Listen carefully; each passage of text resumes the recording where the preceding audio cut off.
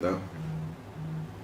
Hello, everybody. Welcome into the Casual Sports Podcast. Thursday. We're nearing the end of the week. We got football on tonight. Sports are back in action. We've had a few days off at this point, but we're back into it now. Got more football on tonight. We'll get to that and a whole lot more. Before we get into it, I'm Alec DeBerna. This side of me is Matt Morrison. Mike Wolfgang back on the show on Mondays, Thursdays, and Fridays. Yep.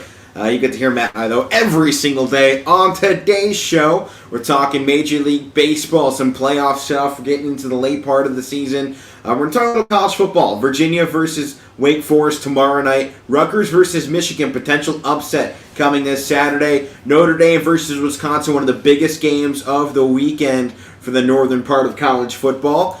Texas A&M versus Arkansas, the South. Giving us a great early season matchup in the NFL. Talking Titans versus Seahawks from last week. Mike's Cowboys taking on the Chargers. Chiefs versus the Ravens Sunday Night Football. And of course, we'll talk tonight's game. Panthers, Texans, Thursday Night Football. Also going to be talking a little bit about the playoff expanding for college football. So make sure to stay tuned for all of that and more. Let's get into things here. Question of the day from yesterday. Which star North Carolina State receiver was elected to the College Football Hall of Fame in 2019? The answer to that one, Terry Holt. Your question of the day for today. Which team has lost most losses? Which team has lost the most NFL games? Your options: the Cardinals, the Bears, the Packers, the Giants, or the Buccaneers. Tune in tomorrow to see if you get it right. And Mike, why don't you get us started here? Some baseball talk. Yes, as we said, the playoffs are getting here, so there's some things to talk about. Last night, the Tampa Bay Rays, we all knew they were going to be in the playoffs because they've been leading their division all year, but they finally clinched their playoff spot. They're 14 this year in Major League Baseball to clinch. They're the first in the American League, though, so they joined the Giants, Dodgers, and Brewers overall. I read some articles about this stuff. It didn't seem like they were celebrating too much because, Alec, we talk about it a lot because, yeah, it's a step towards getting to their ultimate goal, but they said, some players on the Tampa Bay Rays said, hey, we're not going to celebrate too often because we know where we ultimately want to go, and we're gonna recognize this, but we have bigger goals to go to. I know you like to hear that stuff. Yeah, I mean, you got to keep your mindset on, hey, we're here to win championships. We're not celebrating until we get there. I mean, you look at the best leaders in our game. Tom Brady probably might be the best leader in the sports world when it comes to team play. I mean, you can say there's better players than him in other sports, whatever. But can you really say that we've had a better leader? I mean, the guy was with the Patriots for, 16, 17 seasons, goes down to the Buccaneers, and he's been leading that locker room there, too. I mean, every time they get down to the last stretch of things, the players are like, man, I didn't make the Pro Bowl, whatever. Tom Brady, pulls him aside and says, hey, we ain't here to win Pro Bowls. We're here to win championships. And, it goes the same thing for Major League Baseball. We're not here for the awards. That's all great stuff to look on after your career. All those MVPs, the Silver Sluggers, the Golden Gloves. That's all great once you're done and retired and looking back at stats. What matters is the season you're playing in right now. And all those awards mean nothing if you don't win the championship. And I love that mentality from the Rays. Hey, you know what? Put this all aside. Other people's seasons may be done here the next month. We got 2 months to go, maybe 3. Let's push this thing all the way. And Alec, this is a team last year that was in the World Series. Exactly. They know. They know what it's like to get there, and they were that close to getting to the goal that they're talking about. So redemption, man. So they're that close. They're not going to go down. They're dangerous. And guys, this is a team that definitely can do it. Oh, yeah. Absolutely. They might not have the big household names. They might not get the recognition that the big markets do. But, they're a deep team. They were there last year. They have made some big acquisitions since last year. So would I be surprised to see them back? No. And they're talking about getting their ultimate goal, and they're focused on that, obviously. And, they may not, have the money or the big names or the recognition, but you know what? They may have just, or they're about a couple weeks away from winning perhaps the hardest division in baseball besides the Orioles. You've got the Red Sox in second, the Yankees in third, the Blue Jays right there in fourth. I mean, we're talking the AL East is going to get 3 teams in potentially into the playoff this season. I mean, clearly this is the best conference at least, or division at least in the American League, and you could probably say in the Major League Baseball. I mean, yeah, we're going to talk about the American League wildcard race anyway. So, Boston currently has a 2-game lead over the Yankees for the first American League wildcard spot. Somebody catches Yankees. I don't want to see them in it. I'm sick of them. I don't think They're so high priced. And they can't win. Good. They have Judge. They have Giancarlo Stanton. Matt, those are just some of the few names, and they can't win. They have all those big names. Well, they pay them all that money, and they suck. They very well could miss. I mean, the Blue Jays are only half game behind them in Half the a game. standings. I mean, you have two other teams They behind were. them. You got Seattle's 2.5 out. Oakland's 2.5 out. We talked about Oakland before, Matt. They were in this position pretty much the whole year, but they've gone on a little slack since the All-Star break. But they played a little bit better. They played 500 baseball in the last 10 games, so they're still keeping themselves afloat. But and there's still 3 teams ahead of them, so it's going to be difficult for them. But it's very much looking like it's going to be Boston, New York, or Toronto. Or I guess you could throw Seattle in. Yeah, it's going to come down to those 2 teams there: Toronto, Seattle, and Oakland, and then the Yankees as well, because the teams after that are just way too far behind. Yeah. So moving over to the National League side of things, St. Louis Cardinals. We talked about them last week on the show. They won 11 straight in their last 11 games. I mean, with that 11 straight win, they clinched their 14th consecutive winning season. So that's winning baseball a lot in St. Louis. So they're hanging on to that second wild card spot. Cincinnati Reds are playing bad. They're they're 3-7, I think it was, in the last 10 games. Phillies, they're 6-4 in their last 10, but like I said before the show, Matt, they've been playing Baltimore this week and they've been struggling against Baltimore. Mm-hmm. So it's looking like St. Louis is going to be the second wild card spot.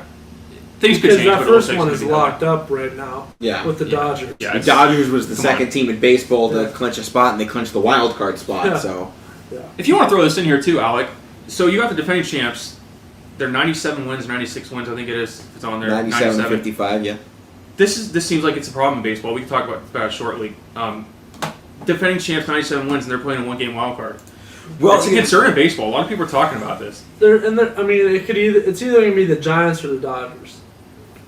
Yeah, well, 2 games back. this is kind of what we've touched on earlier in this show and episode a few days ago, I think it was, getting rid of the divisions in baseball because, as you point out here, a 97-win division champ, second place in baseball, statistically there with the record, and we're saying they can get eliminated if they have one bad game and a team that, has 88 wins, or 82 wins, however many, is the team that is going to be into the playoffs there and, get the free spot. I mean, you go down to the other divisions with the Brewers 91. That's 6 games back, sitting right there against the Dodgers, and the Brewers are guaranteed a series. Yeah. You even go NL East. Right now, the Braves with the 80 wins.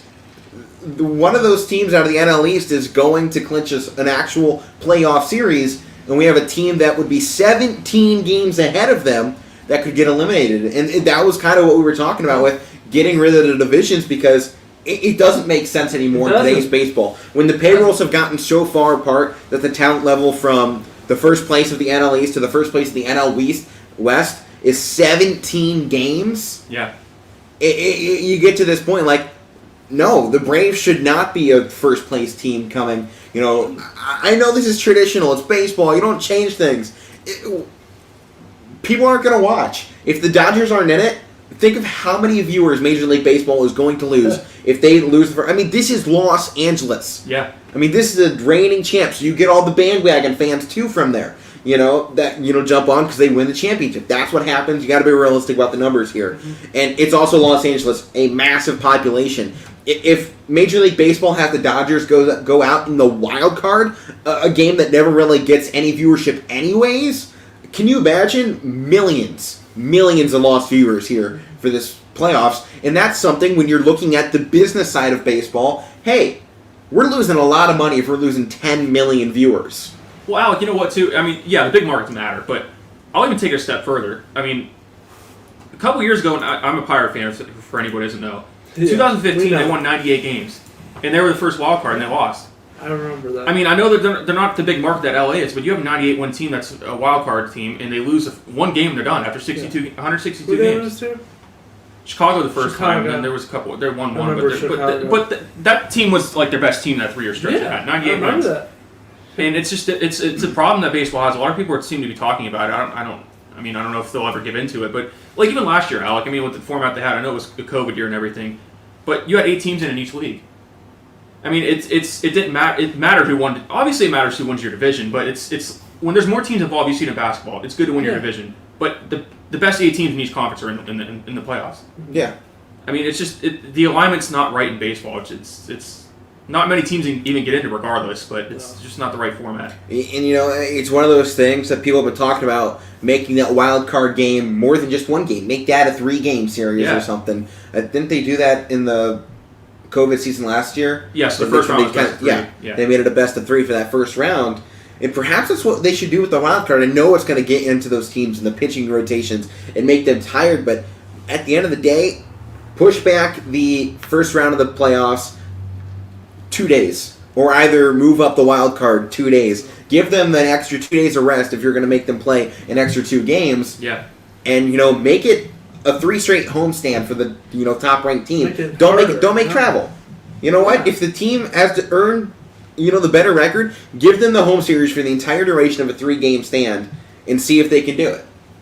That's harder. Again, if you're that first team, like you said, to have 3 straight home games, if it goes 3 games, you're that team on the road. I mean, you're in the playoffs for a reason. You're capable of winning games on the road. You do it all season. They will go on 15-game road stands. Yeah. This is nothing new to baseball, being on the road for a long time, and this will be different. They will be situated in one city for a week. I mean, that's nothing. And I mean, you make this 3 straight days. Make it like the regular season. It's an extension of it. This is the wild card. This really isn't playoffs. And this is your last chance. Give them 3 games to make that last chance and make it a series. And maybe your last. Right. You have to come out and do your all. That's why I kind of like that wild card a little bit.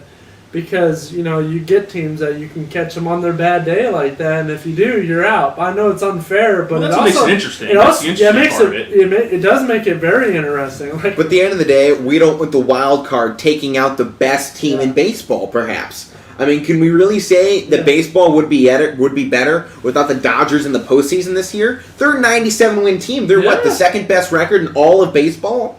Can we really say without that team in the playoffs that it's going to be a better playoffs? Yeah. I mean, that's where you're getting into this argument of, is this what's best for the sport? And I don't think you can say the answer is yes. Because at the end of the day, you want your best games and the best moments at the end of your season, going into the NLCS and the ALCS. You want the best teams. You want the 4 best teams. And if you lose 1 game, which it happens a lot, we see the best team get just upset in a random, sort of events. You get a hitter who just can't get it on that day, or your pitching staff is in the wrong set of it. You could be down to your 5th guy in the rotation by the time you get to that part of the season, especially if you're one of those teams trying to catch up there. You've burned through your best players, and now I'm throwing in, fifth guy that I called up, in the last half of the season from the AAA. Yeah. I mean, it's like I want my best players to be able to play in that game, and you can do that if you make it a series. And this is why we say baseball might be the most, maybe entertaining, I guess, at all the playoffs, because you're the best team. You even saw the Dodgers last year; they won, but a couple years before that, they were the best team in baseball all those years, and they didn't win. So that's the interesting part of baseball. But I'll even take it a step further with football. Like in the Cowboys division, NFC East, they were terrible last year, and the year before that, and probably the year before that too. And they had to have somebody in. Right. So it's the same thing in baseball. Like the Braves, they're winning their division. They're a good team, but they're not the Dodgers. So they're guaranteed a series, and the Dodgers aren't. It's. Well, part of the difference here between football though and baseball. You look at baseball. That's 160 plus games. Football, 17. Right. 17. You play once a week. It's not like, oh, my entire season's been based on 3-4 game homestands. It's you have 1 game, you go out there and perform. That is how football works. Baseball, you're not winning it. You're not trying to, sweep a series. You're trying to win the series. You're splitting it 2-1. Yeah. If you're playing a team 3 times in a row. If you're playing them 5 times in a row, you're trying to take 3 of 5. Yeah. It's all about winning the series you're in, and then we get down to the playoffs, and it turns into a completely different format of how to play baseball. Yeah. And I think that's the problem here. Because you always say in baseball, just go 2 out of 3 in every series, you'll be fine. Right. Then it's different when you get to the playoffs. Like that's what your point is. Right. You play 6-6-6 baseball, and you're going to be there at the end of the day. Yeah. So I mean, that's just the name of the game. Regardless, so this is a good stretch coming down for the playoffs coming in. There's a lot of teams that are still trying to fight in and get in, so we'll keep an eye on it. Yep. That's going to do it here for baseball for us. Let's get into some of these big games coming up for college football this weekend, and perhaps one of the biggest ones for the ACC at least, happening earlier on in the week, Friday Night Football tomorrow, 7 p.m. Of course, we know anybody watching this broadcast isn't going to be tuning in to Wake Forest versus Virginia Cavaliers. You're going to be tuning in to Mogador at Warren JFK, playing in Warren G. Harding Stadium in what might be one of the most anticipated matchups of the season.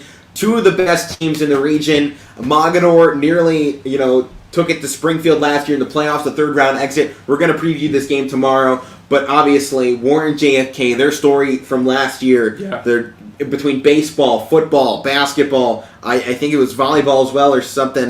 They had someone else go state championships. They made it to state championships in football, in another sport, in baseball. They won it in baseball. They nearly had it in football. But we know anybody watching the stream is going to be seeing Matt and I in Warren G. Harding to watch Mogador take on the JFK Kennedy Eagles. I mean, what Both a game it's going to be. Both have one loss. Whew.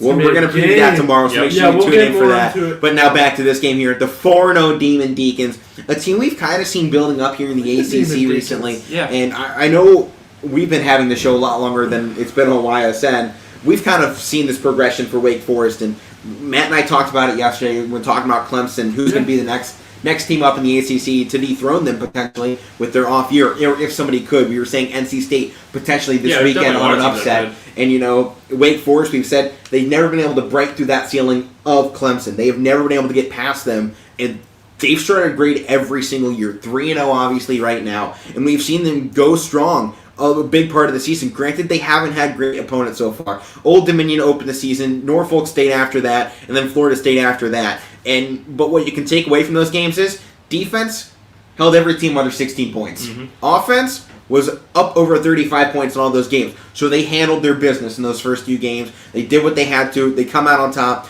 and then they get into conference play here, and they are in a good shot to make a deep run into this ACC. I mean, they start here in a tough matchup against Virginia. Then they host Louisville, and then they go out to Syracuse, take it out of conference, go to Army, and then they take on Duke. And then November 6th, we're down to the last 4 games of the season. That's where it gets tough for them. They go into North Carolina to take on UNC. Yeah. Then they get to host NC State, which right now, NC State's looking like a pretty good team, especially if they upset Clemson like we predicted this weekend here. Yeah. They opened it as a minus 10-point underdog in this game. So I don't know. I'd like NC State in that one. We talked it yesterday. But then Wake Forest goes into Clemson and could potentially steal the ACC from them in that game. And we could get to the point where, Clemson is not in the ACC championship game if Wake Forest can win that game and take the ACC Atlantic from them. Yeah, and going down the stretch, like you said, it's a tough stretch to go down because NC State, the last couple of years, I mean, they're starting to get better, but the last few years, they're usually a tough team to play in the ACC. Yeah. So the Wolfpack is dangerous.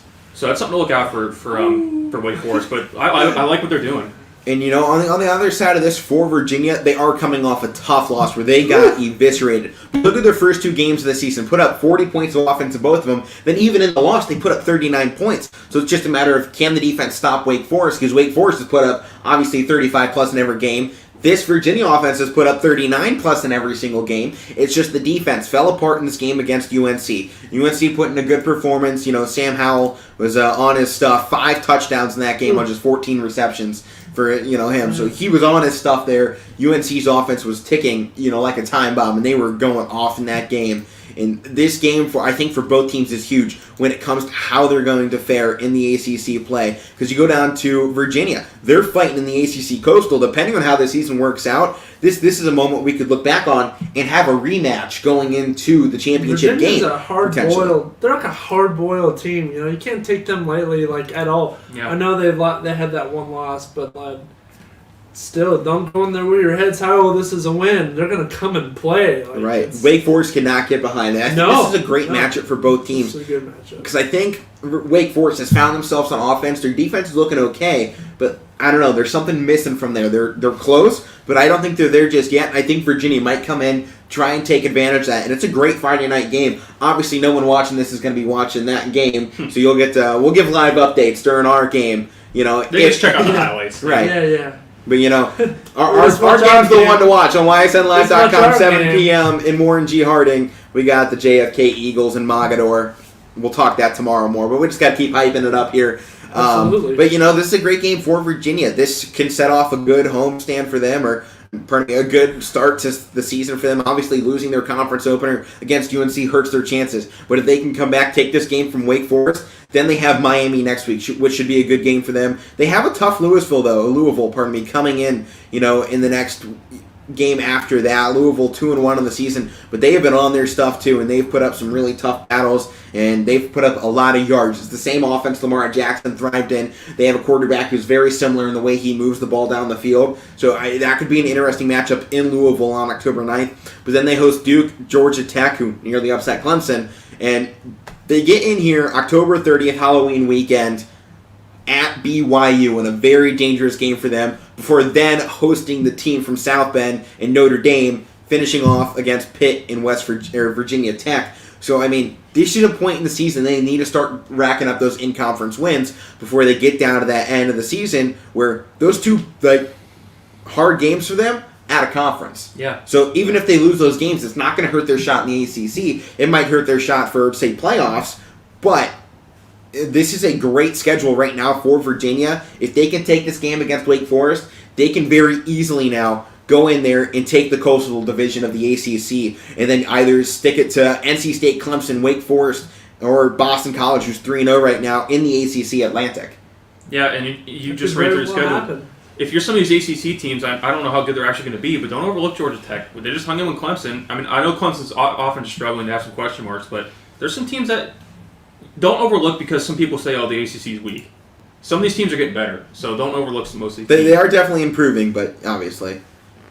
I mean, this is a game. Why don't we make some predictions here? Virginia -4-point underdog in this matchup. So this is, in no way a game that's been predicted to go one way or the other. This is neck and neck at the moment. What are your guys' predictions? Wake Forest, Virginia, Matt, why don't you start us off this time? I mean, it's going to be close. I don't see this as a blowout for either side whatsoever. But I think the Demon Deacons at least a score. Touchdown or field goal. You think?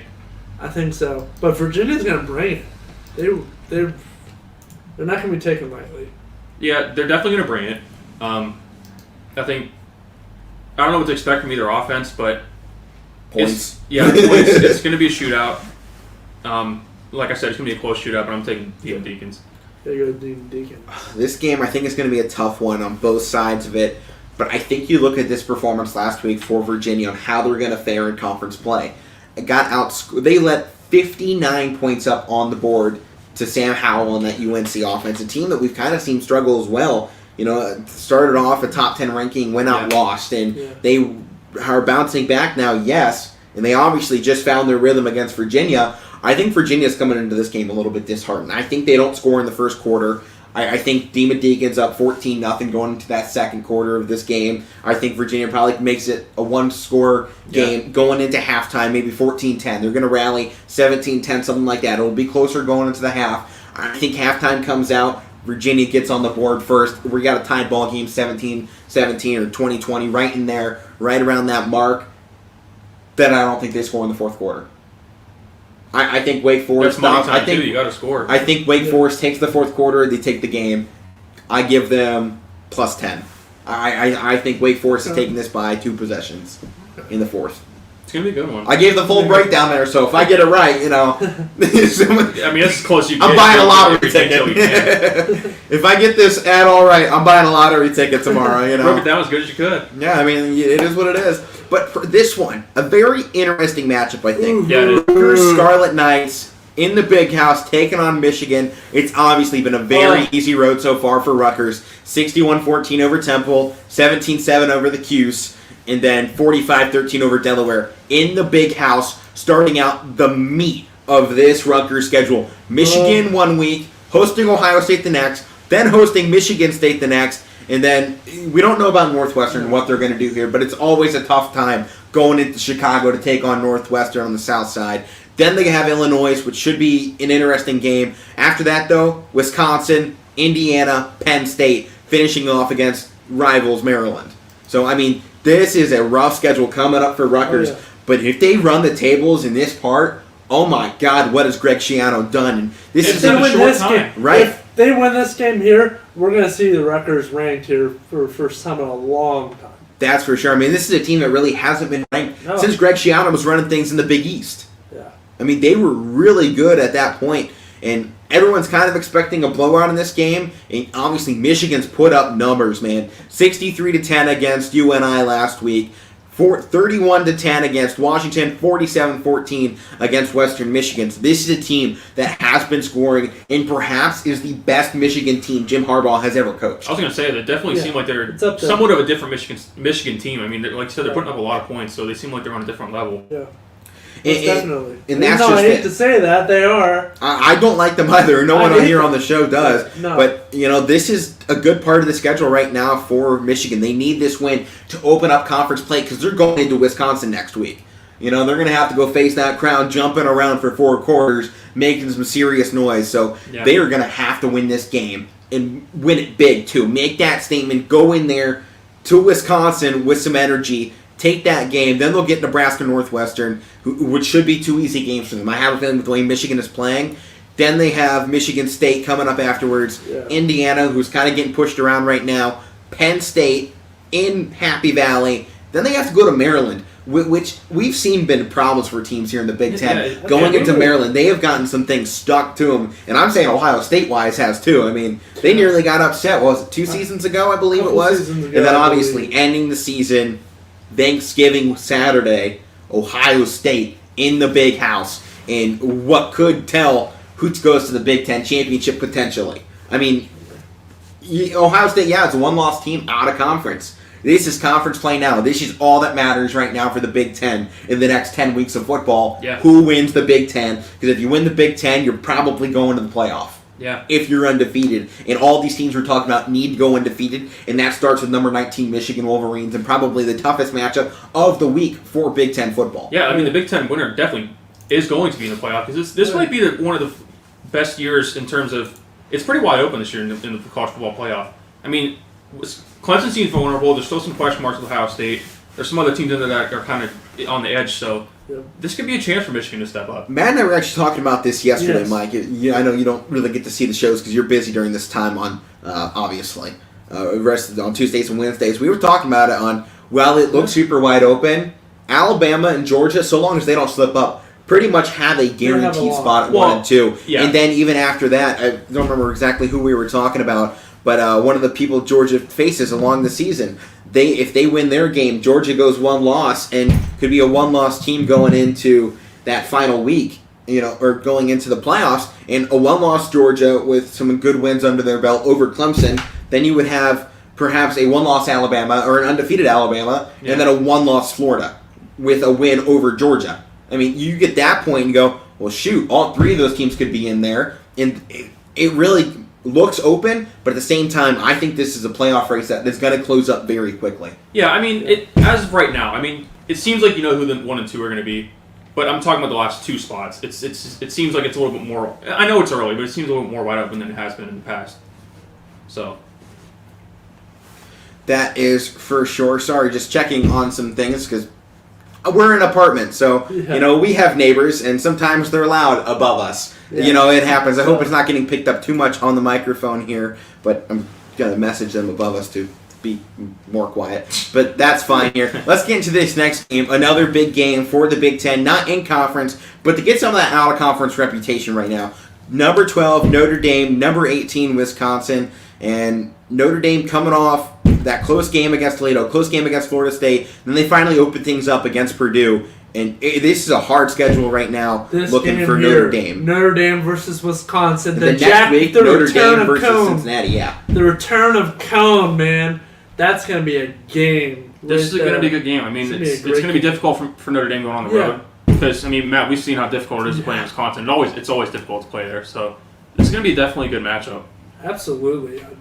As Alec is messaging the people above, Mike, what else we got here? In this game, what about Jack Cohn here? Is this just a coincidence seems like he's played better since the move. I mean, we'll see. I mean, he really struggled in that offense with Wisconsin, and we've seen Wisconsin really kind of struggle at this early part of the season. 16-10 against Penn State. They couldn't do anything on offense. Their defense held in the game. Then they faced Eastern Michigan, and they won that game, yes. We don't know what this team is right now in Wisconsin. This is a game I think Notre Dame has a huge chance to wipe this one open and really open this thing up and take something out of this game and make it look really good going up into Cincinnati next week and potentially move into what could be a top 10 spot with Virginia Tech after that, a good team there. And then USC still finding the rhythm. Maybe they get back on track after finding their head coach. Then they have UNC also down on the schedule, Georgia Tech in one of those final 2 weeks for them. So this is a hard schedule for this Notre Dame squad, I got a feeling here. So they need these big-time wins early in the season. They can't afford a loss. We've talked about it. With not being in a conference, Notre Dame is having to be perfect. And they've picked a hard schedule to try and be perfect. And they definitely Sure have to. have. I mean, get wins like this to build your resume up. Absolutely. I mean, if you want to be known as a tough team, you're going to schedule games against the Big Ten. Yeah. Against teams like Wisconsin. And didn't they play Purdue, too? Purdue. It was close for most of the game against Yeah. Purdue. I mean, they ultimately pulled away at the end. Yeah. But there's these games on. I like the schedule for Notre Dame. It's Yeah, me too. somewhat of a challenge that they have to face. So Yeah. it's So- definitely a chance, like I said, against Wisconsin like this to build the resume up if they're able to get a win on the road at Wisconsin. So let's go ahead here. Make our picks halfway into the show. Oh. Wisconsin, Notre Dame, the return of Jack Cohn to Whiskertown. I got to go Notre Dame. Notre Dame 27-20. I'm gonna go Wisconsin. Wisconsin. I think it's gonna be close, but I don't like them losing 2 big home games back to back. That is true. So I think they're coming out pretty motivated. So I'm gonna go Wisconsin. Okay, here. Wisconsin, we're still figuring out who they are. Yeah. That Eastern Michigan game, I don't think it tells you anything. It was a good game from Graham Mertz, 14-17. But what did we see last year when he opened the season up in a huge game? He had, I think, 1 missed pass before he got injured. Obviously, we didn't see the same thing this year in Happy Valley, or hosting Penn State, actually. It was not the same Graham Mertz we saw last season, but he found his rhythm again against Eastern Michigan. I think Mertz has a good first half of this game, struggles out in the third quarter. Notre Dame takes the lead in that third, and I think Notre Dame holds on till the end. I have Notre Dame taking Wisconsin at home by 7 points. 7 points. That's what It'll be a one-possession game. Oh, it definitely will be. I got perhaps a 24-17, 31-24 game. Something right in there. It's going to be an odd-looking score a little bit, but how about the 31-24 Notre Dame takes it in the second half? It's going to be a pretty hard-working game. I think Both Wisconsin takes the lead into halftime. Yeah. Because we've seen Notre Dame kind of struggle early in these matchups, but I like Wisconsin in the first half. I think they find that energy coming right into there on Fox, big noon kickoff, the energy in Wisconsin. There's nothing else to do in Wisconsin, so everyone's going to be there. It should be a great game, and it might be the 12th man that gets this team to win the game, but I think Notre Dame still takes it. It's going to be a good one. Next game up on the schedule. Ooh, We got a lot of good games man. here starting This out game. now. Week 4 college football. Obviously, week 1 we saw some good games. 2 and 3 were kind of duds. There was a few mixed in there, but now we're getting down into the conference schedules. Big teams on big teams. This one's just that. 3:30 Saturday. Texas A&M number 7 taking on the number 16 Arkansas Razorbacks. The Razorbacks 3-0 on the season with no impressive wins, really. They beat a bad Texas, a Texas team that's never going to be back. They will never be competing here once they hit the SEC, that's for sure. They have just not been the level that they should have been. And then you go to the other side, Texas A&M hasn't looked good either. These are 2 poor-looking SEC teams that are coming into this game undefeated in Arkansas at 3:30 Saturday. And I think there's so many question marks here. And I think whichever team loses this one, it probably won't just drop out of that top 20. They might drop out of the rankings entirely. I don't know if they would drop A&M that far, going from 7 all the way out. Yeah. But they just haven't looked good on the season. I don't know why they're still ranked 7th. I think we talk about this a lot. Feeding Alabama and Georgia and Florida ranked wins. And I think they kind of do it, but I think the SEC bottom feeders kind of give the committee enough reason because they go undefeated out of conference against some poor opponents, and then they kind of eat up on each other. But I don't think either one of these teams really looked that great, but they're ranked nonetheless. So 16 versus 7. I have a feeling whichever team loses this is dropping down far, and I don't like Texas A&M's offense. I mean, you look at their best game, 10-7 over Colorado. A Pac-12 team, yes, that has been known for some good defense up there, in the northern United States. Yeah. And this is one of those games where it's just like, I don't think Texas A&M's offense has it. They obviously put up big points against Kent State and New Mexico State. That's nothing. Then on the flip side, Arkansas's offense has been running to a T. 38+ in every game. Their defense has held their opponents under 20 points besides Texas, who was at 21. So it's been right there neck and neck for the Razorbacks. They got their stuff this season. I got Razorbacks 3 touchdowns. Me too. Razorbacks by at least that. I'm going Razorbacks by 13. And the Razorbacks have a tough game next week. They got to play Georgia, so maybe this will get all some these hype games are going. tough. Look at these all. Yeah, Yeah, I mean, Georgia, Ole Miss, Auburn. The next 3 games are brutal. Then they get an off week with the FCS. Then they go back in there, hosting Mississippi State. Then into Death Valley to take on LSU. Then they get hosted by Alabama before ending the season in Mizzou. So it's a tough road ahead, I think, for Arkansas. I don't think they finish here in the top 25, but this is a good spot right now to give them a solid ranking, perhaps put them on the right direction to the bowl, to a bowl game. I mean, they're going to look at this. If they start 4-0, we might see this team as a team that is struggling to get 7 wins. I mean, you look at that schedule. Realistically, what are the wins for them? Arkansas, Pine Bluff, the FCS team, LSU, and Mississippi State. So we're looking... And those are no guarantees. Those are tough places to play. And those are tough teams, too. So we're looking at a team that's 3-0 right now. If they win this one, they be 4-0, and you're looking at them being a 7-win team, potentially. And if they're lucky, they can get to 8 or 9. I mean, it would take a gutsy effort and a really good Razorbacks team to do that. Sure would. And like you said, even get a good bowl game and get yourself looking pretty good for next year. That schedule is horrible. Yeah, I mean, that has to be one of the toughest ones going into it. Yeah, it has to and be. I believe they released They have Alabama. schedule rankings for next season already, and I believe the Razorbacks have the hardest one in the SEC. So it might be now or never for Arkansas. Yeah. So next game here, we're going to switch out of college football, 36 minutes into it. Let's get back to some NFL action. That's what everyone's here for. How about this game, 33-30, Titans taking it overtime against Seattle. Matt, this is your team here in Seattle. What do you got? What are your takeaways here? I think that, I don't know, I hate to say it, but I think they needed to rely on Russell more, and he wasn't there. He went 22-31. I know, but 343 you saw Pete Carroll passes. kind of Pete take a shot at him Carroll at the went up, end. took a shot at him. I mean, I don't agree totally with Pete Carroll because of that stat you just read off there. But they gave him the ball with the last shot, and he didn't do it. If you want to blame anybody, Chris Carson, 13 carries, averaged 2.4 yards per carry, and he got it on 2 short touchdowns. That's horrible, but I mean... 2 short touchdowns, and I mean...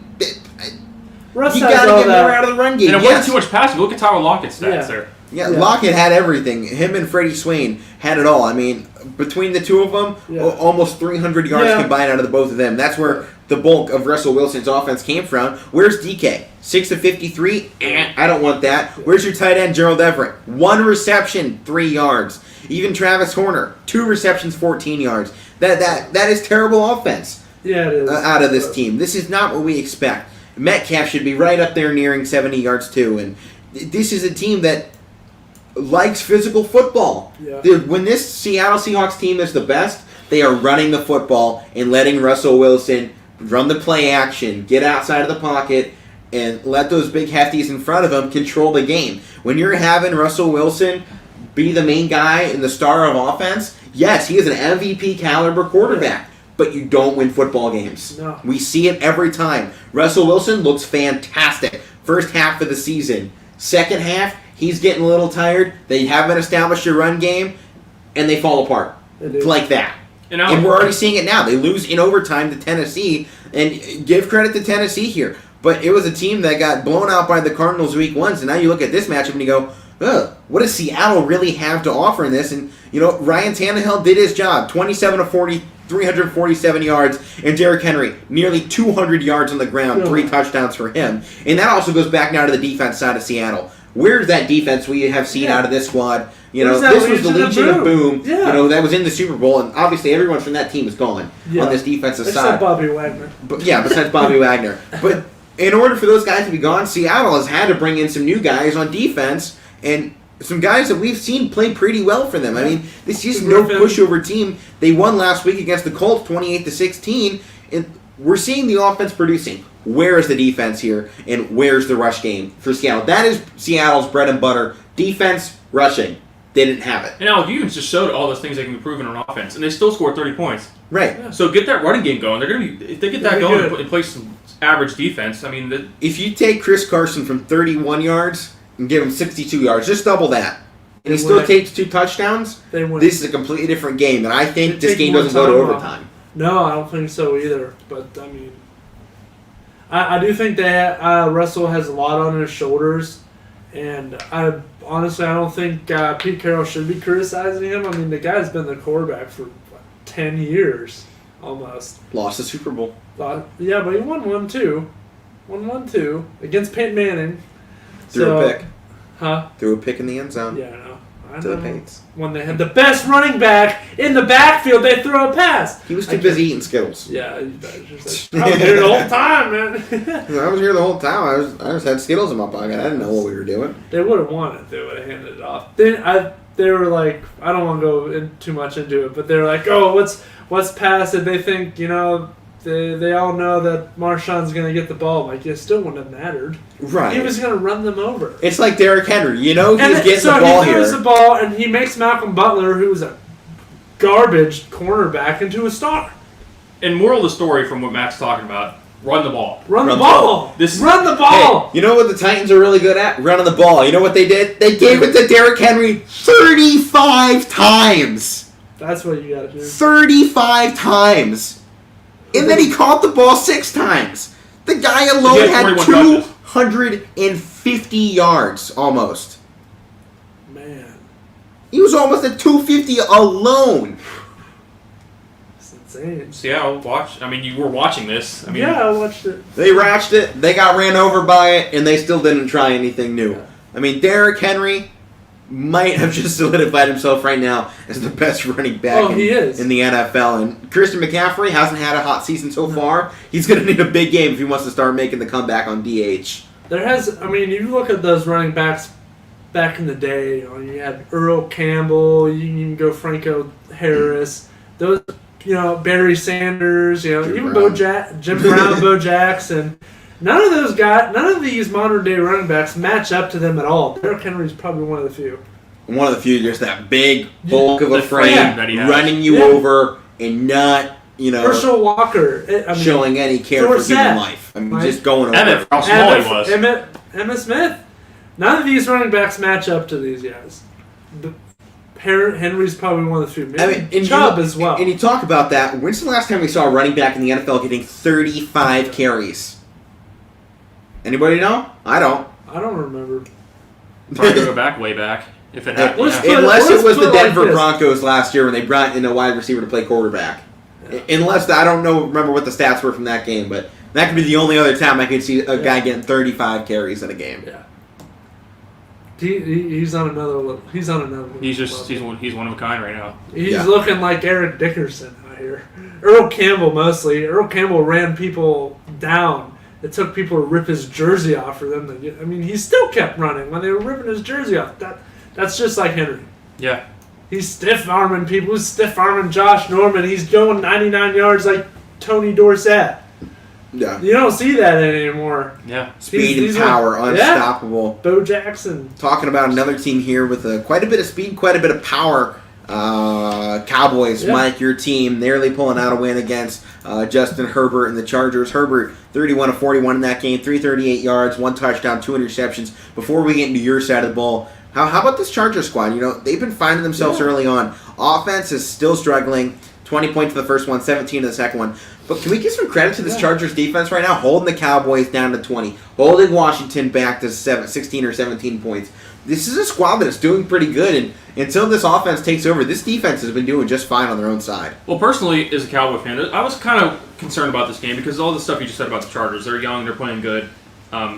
In some ways, Dallas kind of lucked out. Their defense played a lot better, 17 points. But the Chargers could have more because there's a couple touchdown drives they shot themselves in the foot. There was penalties, and they couldn't capitalize on those. So, Dallas kind of lucked out. But the one thing I'm taking away as a Dallas fan from this game, their defense is playing a lot better. And you got to love it. Especially the first 2 games of the season. I give a lot to Tampa Bay, but that was Tampa Bay. I was going to say, a 31-point game against Tampa Bay is not too bad, especially when you're considering what Tampa Bay did this week against the Falcons and 48 points and especially last week with no true edge rusher, with Lawrence out, their backups out. They had to have Michael Parsons play defensive end, and he played very well at playing defensive end. I would say so. Absolutely. Okay, well then let's flip it over to your side of the ball here, Mike. We talked about the struggles of the Chargers defense. Dak Prescott, 23 of 27, 237 yards for him and an interception. No touchdown to him, though. But Tony Pollard... Can I just say this here? Tony Pollard, I think, is your number 1 running back. Yeah. I don't think it's Zeke. I said that last year, too. It's Pollard. I said this last year too, and some people didn't He want had to hear less carries than Zeke and still got more yards. He had nearly double the amount of yards. Yeah. Well, double the amount of yards per carry, I should say. I mean, you even heard Jerry Jones after the game talking about how good Tony Pollard is. Tony Pollard is, he's underrated, first of all, and he's got to be coming up on that scale sooner or later. That guy can run. Whew.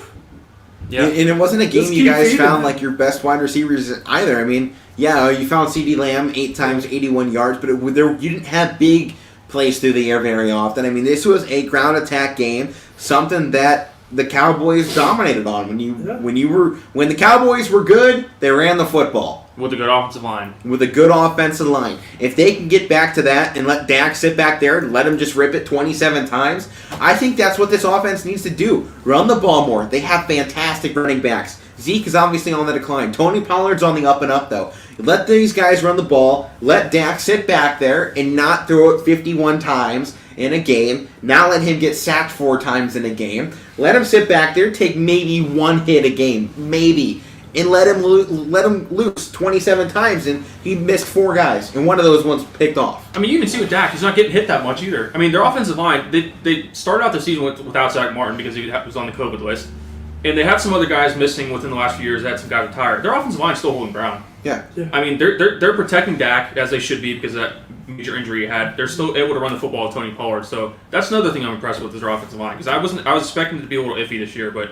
Yeah. It's so far they're doing pretty good. And this was by far not a bad game for Zeke. 16 carries, 71 yards, and a touchdown for him. I mean, any other week you're saying, yeah, I'll take 4.4 yards per carry from a good running back in the league. But then you get Tony Pollard right behind him getting off the big plays there, and you're like, well, hold on, we might just have a 1-2 punch like Cleveland here with, the veteran actually being the backup guy and the young gun coming up here, much like Chubb's the younger guy. Hunt is kind of more the veteran in Cleveland when it comes to the running back room, and he's taking the back seat, letting Chubb go off for 1,000-yard seasons and more than that, and then he's just coming up right behind like, hey, man, whenever you want to come off the field, I'll go right in, take your spot, no problems. And I don't think Zeke wants to give up that starting role, but it might be what's best for the team. It might be what's best for the team, but it's like from a multi-million-dollar running back like that, it's got to be better than that. I mean, 4.4 yards per carry. I mean, when we talk about what is a good running back in the league, it used to be 3 yards per carry. Now I think it's more moved up to 4 yards per carry. And he got 4.4 in this game. That is what you say is a good running back in the league. If you were averaging over 4 yards per carry. Because, Tony Pollard, yeah, he's going to jump out and have an 8.4 yards per carry game, get 100 yards, do some flashy plays, whatever. But then you have a workhorse like Elliott coming in there, getting the tough yardage when it matters most. A first down run that goes 8 is not as important as a third down run that goes 3 on 3rd and 2. And that's where you bring in a guy like Zeke, who is trucking guys over, pushing his offensive linemen who are, 150 pounds heavier and a foot taller than him up through the line.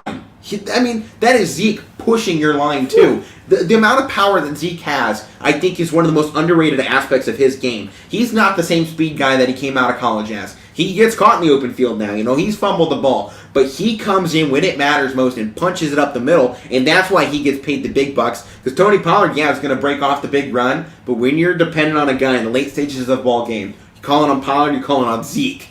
You're calling on Zeke. And here's the thing: I'm not bad mouthing Zeke or anything because I still think he's still got a long way to go. But I stuck up for him last week when I said against Tampa Bay. They're using him as a pass blocker because they need an extra blocker for Dak in his first game back. That was pretty clear. So his stat line in the first game didn't matter to me. He still, again, that's not terrible, but he still can get better. Okay, how about we look at this statistically compared to Derrick Henry's game, right, that he just had? So Zeke Elliott averaging 0.8 less yards per carry than him. So if you give Zeke the same amount of carries as Derrick Henry, you're looking at a game where he puts up 140, 150 plus yards on the ground. If you give him Derrick Henry's numbers. So now we're comparing here, best running backs in the league, Zeke's just right behind him. He just didn't get the carries because Pollard got 13 of them. Right. You gotta give Zeke, all those carries, make him get 29. You got a game he's up over 130 and giving you that $1 million contract.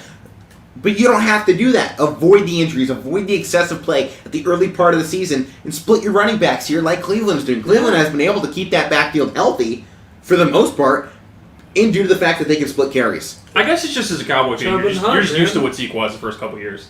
You're not going to get that because they've gotten smarter with play calling. And like you said, I'm fine with this 2 running back system like Cleveland does. It works for Cleveland. Yeah. I mean, why can't Chubb it and work Hunt, now? works man. for Cleveland, it can work for anyone, man. Yeah. I mean, 180 yards on the ground between two guys. You take that stat any day. Any day. You know, everyone's like, oh, well, Zeke should have got the 109 yards, and Pollard should have got 71. That doesn't always happen. You know, blocking assignments go different. You're not running the same play every time out. You know, sometimes you get a guy who gets a good block, and you get an open hole, you get that lane, and you move along down the field, and you take it home. And even so, in some of the plays Zeke in this game against the Chargers, give the Chargers defense credit. They blew up some of them plays, and Zeke couldn't break for some big yards. Exactly. So give credit to where credit's due. Yeah.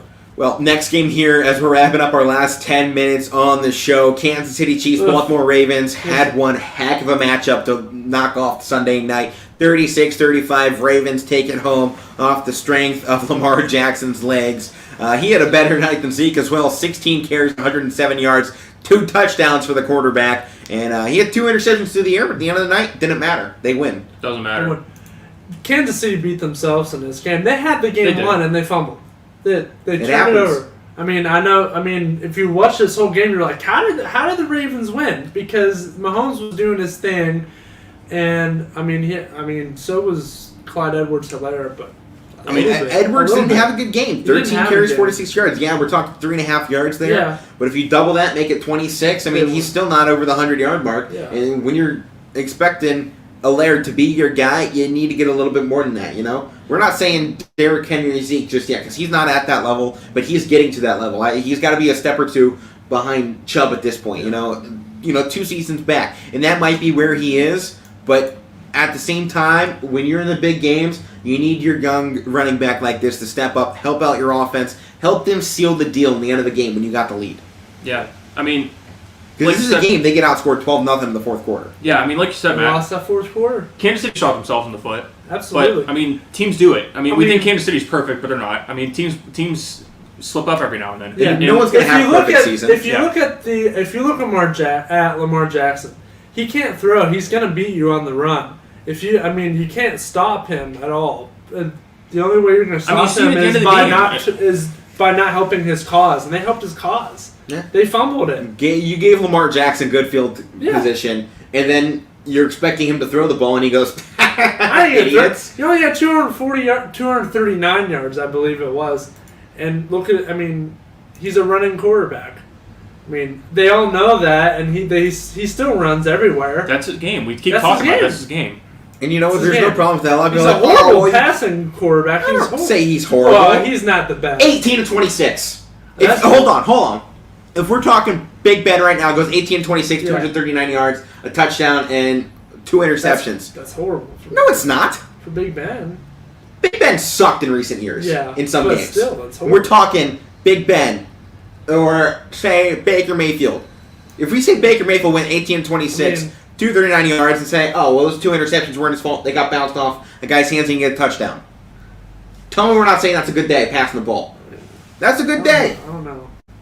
18-26. But I'm not saying it's not a bad day. I'm not saying it could be better. Yes, it could be better. It's a good day, but it's against Kansas City's defense. Their defense isn't that good. No, Kansas City doesn't have. Yeah. Really? I mean, they faced 2 of the best offenses to start off the season. The Browns and the Ravens. It's better than what it was a few years ago. I mean, they've been in the How about we go see how they do these next 2 weeks before you guys start saying they have a terrible defense? I didn't say they had a terrible defense. Because they got the Chargers next week, then the Eagles, and then the Bills. How about after these 3 weeks? It's not. I'm not making it up. It's not been one of the better ones. No, I mean, I like Tyrann Mathieu. Insane. Good enough to get them to the Super Bowl. Absolutely.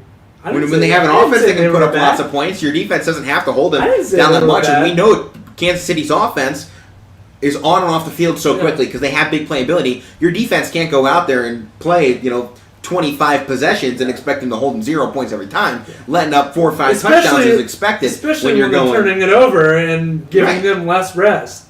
I think they have a half decent defense.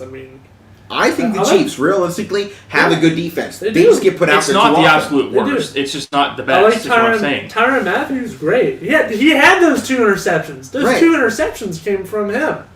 So I don't think they're bad at all. Just they've been put out there. I think a lot of it had to do with their offense. They fumbled. They turned it over. They had the game seal. All they had to do was run the ball. They fumbled it. Yeah. You're right. All right, well, as we're wrapping up your last 5 minutes of the show, we're not going to get to our headlines today, so why don't you tune in tomorrow and we'll do a little college football playoff expansion discussion. Let's talk tonight's game, though. Carolina Panthers, Houston Texans, Panthers have been on it right now. Sam Darnold slinging it around, and he's looking like the quarterback people expected to come out of college in USC after he was there for just the 1 year and lost in the Rose Bowl 24-17 to Ohio State and was sacked, I believe, 7 times that game. Yeah. We were like, ooh, I don't know about that. Goes to the NFL, goes to the Jets, and you're like, okay, I think we were right and need to stay. Now he makes the transition out of there, gets to Carolina, and hold on, 9th best passing offense in the league, number 1 defense in the league through now 2 weeks of play. Rush offense is still not there with C-Mac yet, but he's going to get there. 14th best offense as well. And this is a team right now that is, it's a rude awakening for the rest of the NFL that if Carolina can get back on top without Cam Newton at the helm anymore, finding somebody new in there. And I think Sam Darnold honestly fits a Cam Newton-built offense. I've said very this when I similar. got him. I said the same thing. And you even look at Carolina with this game. It's on a nationally televised game Thursday night. This could be a game for them to go 3-0, and people start thinking, "Hey, maybe Carolina's especially good again." without Tyrod Taylor with the Davis Texans. Mills, 3rd round pick out of Stanford. You don't know didn't do too bad against the Browns. You don't know what can come from him, especially his first start. You don't know what he's going to pull off. And what have we been saying for the past few years? Baker takes over, Browns are a contender. Then he goes out to the Chargers, and they had a good season after he goes down.